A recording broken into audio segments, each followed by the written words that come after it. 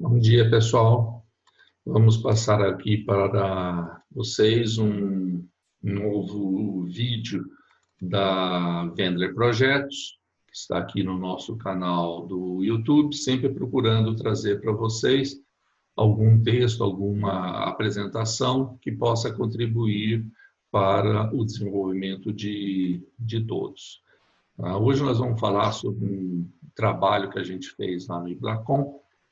A Wendler Projetos já tem 42 anos no mercado, uma quantidade bastante grande de projetos, tanto de alvenaria estrutural, que trabalhamos desde o início da empresa, em 78, quanto paredes de concreto, que estamos desenvolvendo juntamente com as entidades do Grupo Parede de Concreto, desde 2007, quando foi introduzido a nova fase do sistema paredes de concreto no Brasil. A gente participa da realização das normas de alvenaria estrutural, ela acabou de ser publicada, uma nova norma, com um novo número, NBR 16868, e estamos fazendo a revisão da parede de concreto, onde eu sou o coordenador dos trabalhos. Já fizemos vários cursos, palestras, muitos workshops, tanto de alvenaria quanto de parede de concreto. Tá? Essa apresentação que a gente vai mostrar para vocês, ela foi apresentada no congresso do Ibracon, com o nome de Estrutura, Vedação e Revestimento de Argamassa como Sistema Construtivo Único. A ideia desse trabalho surgiu durante as reuniões da nossa comunidade da construção de Campinas, e depois disso a gente vem trazendo esse trabalho para vocês. Vamos lá, qual que é a origem dos problemas? Por que nós estamos falando disso? Tá? Ao longo do tempo, nós tivemos uma evolução das resistências do concreto e uma otimização dos projetos estruturais. Isso leva a estrutura um pouco mais flexível e as alvenarias de vedação, cada vez com blocos mais fracos, não resistem às tensões que são passadas para ela. Outra coisa que a gente tem, cada vez fazendo prédios mais altos, nós temos uma deformação horizontal devido ao vento também, que muitas vezes é esquecida. A história começa lá nos anos 60, onde o FCK do concreto era 15 MPa, naquela época nem existia MPa, era 150 quilos por centímetro quadrado, uma estrutura bem mais pesada e alvenarias de tijolo comum bastante resistentes. A desforma se fazia em 14, 21 dias, um ritmo de obra bem mais lento. Nos anos 70, passamos a utilizar 18 MPa, as estruturas começaram a ficar mais leves e deformáveis, e as alvenarias com blocos vazados, menos resistentes, e acelerou o sistema com desforma de 7 a 10 dias. Nos anos 80, já passamos para uma faixa de 20 a 25 MPa, as estruturas ficaram cada vez mais deformáveis, a alvenaria cada vez mais fracas, e começaram a aparecer uma série de fissuras. A partir desse resultado, para tentar evitar as fissuras, a tendência era soltar a alvenaria e fazer essa desforma de 3 a 5 dias. Só que ao soltar a alvenaria, nós criávamos uma junta entre o concreto e a alvenaria, e aí aparecia a fissura se o projeto de revestimento não estivesse bem feito. Nos anos 90, já passamos para 25, 40 MPa, só que já cientes de todos esses problemas, o projeto ficou mais adequado, reforçamos as alvenarias, fizemos uma desforma planejada, então o sistema melhorou como um todo. Já agora, nos anos mais recentes, a gente está atuando, se quiser, com FCKs bem mais altos, 50, 80 MPa, apesar que a tendência hoje é trabalhar com FCK até a faixa de mais ou menos 35, 40 MPa. Do que que nós estamos falando em relação ao custo da obra. Se a gente pegar simplesmente, né, a estrutura, a alvenaria, revestimento, parece que é pouco em relação à obra. Só que nesses sistemas estão envolvidos vários outros. A estrutura é estrutura na faixa de 21%, em média, dos orçamentos. A alvenaria é pouco, 4%. Só que leva junto a esquadria de madeira, esquadria metálica, as hidráulicas, elétricas, e esse todo soma 29%. Tá? Então, eu já tenho aí um número bastante razoável. Revestimento é a mesma coisa, ó, revestimento interno, externo, pintura, tá? Afeta aí 24% do orçamento de um prédio. Estamos falando só nesses 3 sistemas e os subsistemas envolvidos em 74% do custo do prédio. Tá? Então, é uma coisa para se pensar. Esse slide vem de uma apresentação do professor Écio Tomás, feita numa live recentemente, que mostra mais ou menos isso que a gente vem falando. Os edifícios estão cada vez mais altos, com grandes transições. Muitas vezes estamos eliminando a viga, fazendo uma laje apoiada diretamente nos pilares, e às vezes essa laje sem viga de borda, ou protendido com cordoalha engraxada. Tudo isso leva a estrutura mais flexível. Usando aços especiais, cimento de alta resistência, aperfeiçoando o cálculo, usando concreto de alto desempenho e até ultra alto desempenho, né? Nós temos cada vez mais flexíveis. A alvenaria, nós estamos utilizando cada vez peças maiores, tijolos e blocos maiores, com juntas de argamassa menores, chegando ao ponto de fazer com argamassa colante. Junta vertical sem argamassa, e isso é uma coisa que já estamos revertendo, porque se não fizer a junta vertical de argamassa, não passa no desempenho de som, na norma de desempenho. E o revestimento com pasta de gesso, que é um material bastante rígido, então muito suscetível de apresentar algum problema quando há uma movimentação. E aí daí surgem as fissuras, no encontro embaixo de viga, sobre a viga laje, no encontro da alvenaria com o pilar, né? Então tudo isso vai ter que ser corrigido, né? E isso leva um custo, muitas vezes, bastante razoável. O que a gente quer é sempre minimizar o custo total.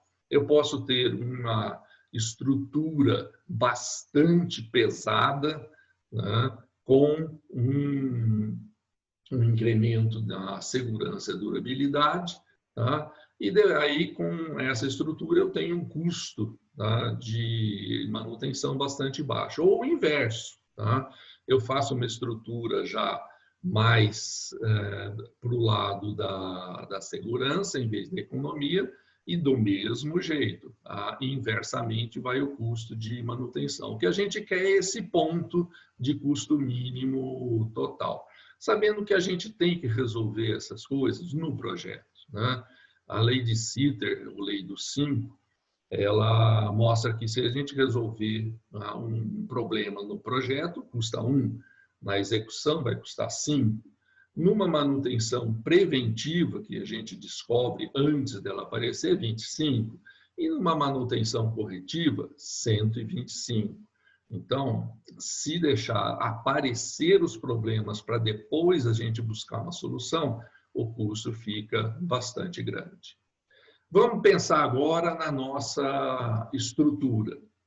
A minha estrutura, por exemplo, aí um pórtico de pilar e viga, que vai deformar, como toda estrutura de concreto, e nós temos que somar a essa deformação inicial toda a deformação lenta que vai acontecer ao longo do tempo. E toda essa deformação não deve, em princípio, afetar a alvenaria. Eu posso ter também uma deformação da base da parede, né? viga e laje onde está apoiada a parede. A parede vai tentar ir junto, vai abrir aí uma fissura estilo arco, e também é alguma coisa que nós vamos ter que corrigir. Com as forças devido ao vento, tá? Eu tenho uma deformação que é mais sensível na região entre pilar e alvenaria. Para isso, né, apesar de a norma de concreta 6118 permitir gama Z até 1,1, para melhorar o funcionamento do conjunto, a estrutura alvenaria, a gente recomenda um gama Z um pouco menor, na faixa aí de 1,05. Tá?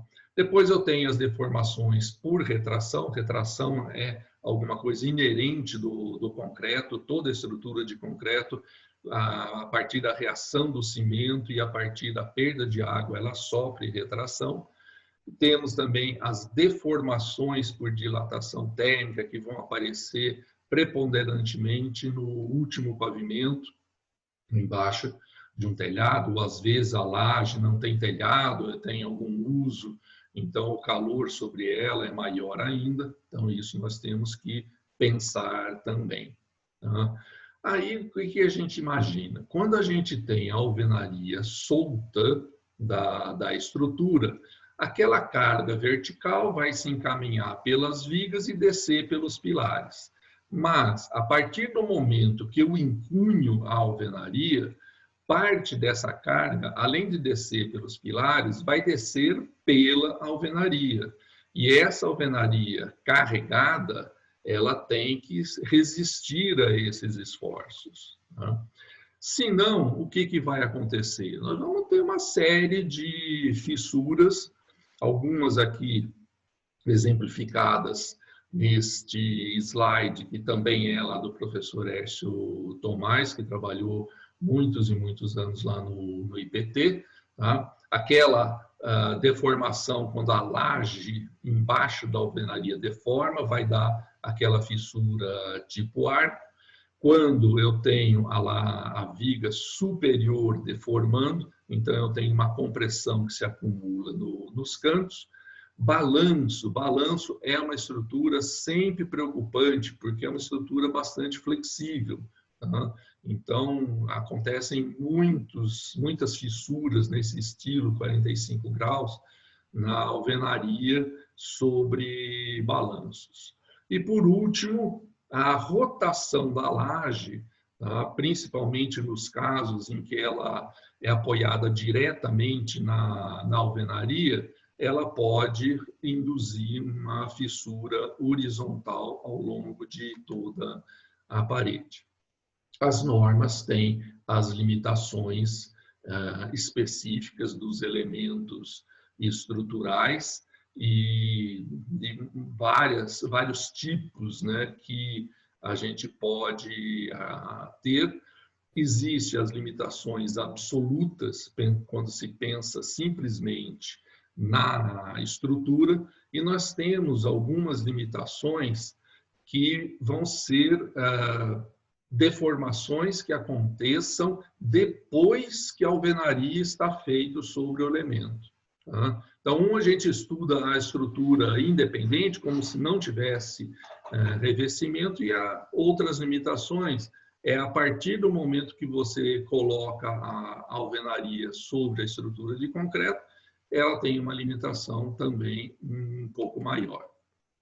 O que acontece quando, a partir do momento que eu entro com uma carga e eu tenho essa parede encunhada e revestida? A carga que vem, né, vertical da estrutura, ela vai passar um pouco pela parede, um pouco pelo revestimento. Então, existe a tendência desse revestimento descolar da parede, submetido a esse carregamento não previsto para o revestimento. E aí nós vamos ter aqueles estufamentos, né, que a gente vê tanto em cerâmicas quanto em paredes revestidas, ou de argamassa, ou de gesso. Tá? Outra coisa bastante importante na hora que a gente vai calcular essas deformações dependem essencialmente do módulo de elasticidade do concreto. Tá? Então, se eu pegasse uma viga biapoiada com uma carga constante, né? A fórmula tradicional dessa estrutura é 5PL4/384, esse E é o módulo de elasticidade, que é definido na 6118, tá? Como um alfa 5.600 kI de FCK. Aí o alfa depende do agregado que a gente está utilizando. Ou seja, mesmo quando eu estou lá no projeto, eu tenho uma certa incerteza dessa deformação que eu vou calcular, porque eu não tenho nesse instante ainda o módulo de elasticidade. Nós fizemos um trabalho também na comunidade da construção de Campinas, pensando em resolver esse problema com uma fase anterior, onde a construtora, ao contratar uma concreteira, pede alguns ensaios para verificar qual vai ser o módulo real do concreto e passa essa informação para o projetista estrutural, e aí sim ele consegue calcular uma deformação bem mais apropriada, bem mais próximo da realidade. Existe uma série de fatores que vão afetar o módulo de elasticidade, e aqui a gente tem alguns gráficos que está na tese de mestrado do Fábio Nunes, tá? Mostrando que quanto mais eu aumento o fator água-cimento, mais o módulo vai diminuindo.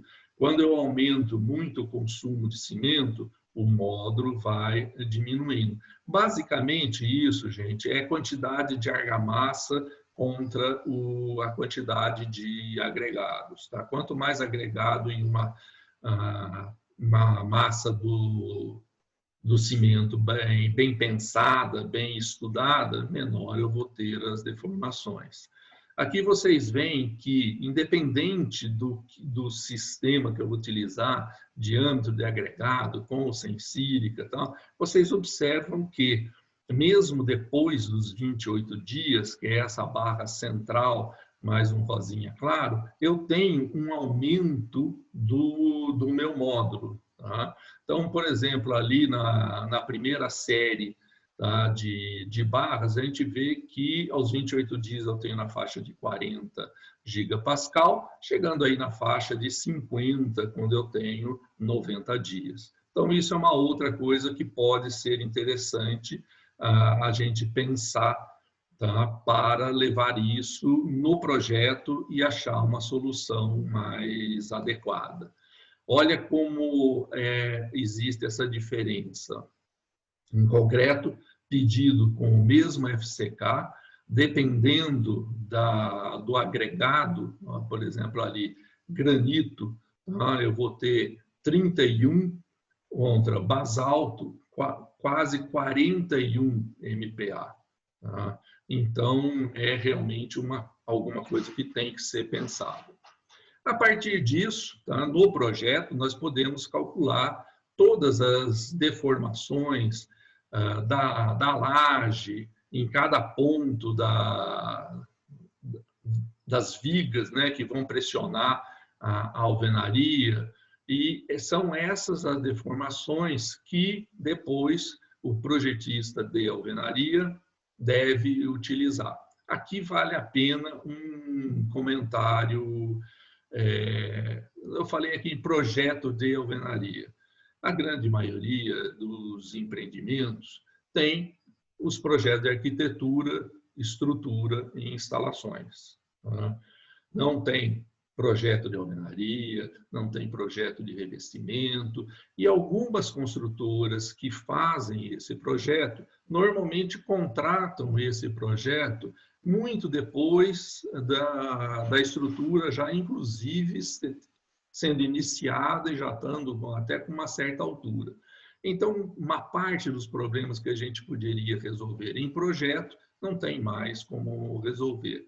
Na realidade, né, gente, a gente não tem na nossa construção civil, o projeto mais importante de todos, que é o projeto de execução. Não são projetos da estrutura, por exemplo, é como vai executar essa estrutura. Não é um projeto de alvenaria, é como vai executar essa alvenaria.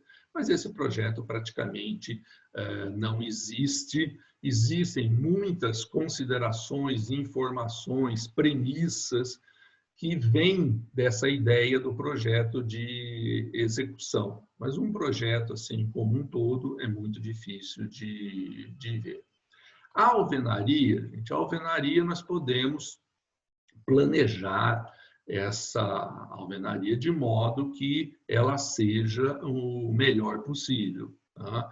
Alinhando nos pilares, normalmente nós temos a largura dos pilares maior do que a largura da alvenaria. Então, eu posso chegar à alvenaria nos pilares de diferentes maneiras e depois, no projeto de alvenaria, é feita a elevação com todos os detalhes que vão aparecer nessa elevação. É lógico que existe o ideal. Qual que é o ideal? O ideal é a gente fazer a alvenaria com vários blocos, tá? E chegar exatamente na distância entre pilares sem precisar aumentar a massa, colocar uma pastilha, né? Esse é o ideal.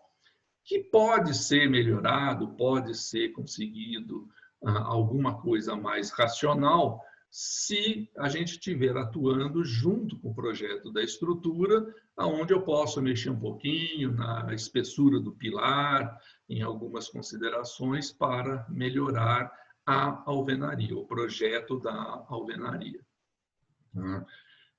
Como a gente já comentou, quando eu não tenho alvenaria encunhada, os esforços passam direto pelo pilar, mas a partir do momento que eu encunho a alvenaria, ela tem esforços sobre ela. Tá? Então, qual seria o ideal para executar esse encunhamento? Executar de cima para baixo. Tá? Como está aí à esquerda, começar lá pelo último andar, número 1, 2, 3, chegando aqui embaixo, tá? No encunhamento. Mas o que acontece? Né? Isso empaca demais a obra, porque eu tenho que terminar toda a minha estrutura para começar a fazer alvenaria e encunhamento, e durante todo esse tempo nós estamos perdendo o tempo de poder colocar outras etapas, né, que vão sobre a alvenaria. Como alternativa, o que a gente imagina? Fazer de cima para baixo, de 4 em 4, pulando 1. Então, por exemplo, fazer ali 1, 2, 3, 4, os andares mais baixos, pula 1 e faz mais 4, 5, 6, 7, 8. Depois vai fazer de cima para baixo, fechando todos esses espaços também na sequência, por exemplo, aqui, o nono lá, no mais elevado, o 10º aqui, naquele espaço deixado entre os dois grupos de 4 pavimentos. Tudo isso é feito com uma série de blocos. Os blocos hoje são bastante normalizados. A gente tem condição de fazer ensaios, ver qual é a resistência, fazer reforços de armadura, se necessário, tá? De maneira que eu tenha uma capacidade da alvenaria de acomodar essas deformações. Tá? Aí entra uma consideração bastante interessante. Se eu tiver uma argamassa muito forte, eu vou ter uma concentração de tensões e isso vai levar a fissuras. Não é que a argamassa forte provoca fissuras, só que a argamassa forte deixa o sistema muito rígido e mais sujeito a fissuras. Com uma argamassa mais fraca, nós temos uma redistribuição das tensões que vão dar microfissuras na argamassa que não são prejudiciais. A característica mais importante que a gente tem da argamassa não é nem a sua resistência, tá? É a sua aderência. Uma argamassa bem aderida, com a pasta de argamassa sendo por capilaridade puxada para dentro dos blocos, eu tenho uma aderência que confina a argamassa e aumenta a resistência real de funcionamento da argamassa. E a maneira mais fácil de verificar essa aderência da argamassa é fazendo o teste do prisma deitado, onde eu coloco lá um prisma de 5 blocos, carrego, eventualmente na obra mesmo, com outros blocos e vejo um instante que ela começa a romper por perda de aderência. Cuidado, né, gente? Aquele ensaio que a gente costuma fazer de arrancamento, né, vale só para revestimento, tá? Não vale para a gente estimar a aderência da argamassa, né, do cordão de argamassa no bloco. Para o cordão de argamassa no bloco, o ensaio recomendado é esse aqui do prisma deitado. Pensando na alvenaria, nós temos que ter uma série de detalhes construtivos, tá? Por exemplo, para a ligação pilar-alvenaria, uma das coisas muito importantes é a ligação química que eu obtenho a partir de pegar o primeiro bloco logo após o pilar e colocar ele com uma argamassa compatível e com bastante pressão sobre o pilar. Tá? Então, isso é uma coisa muito importante.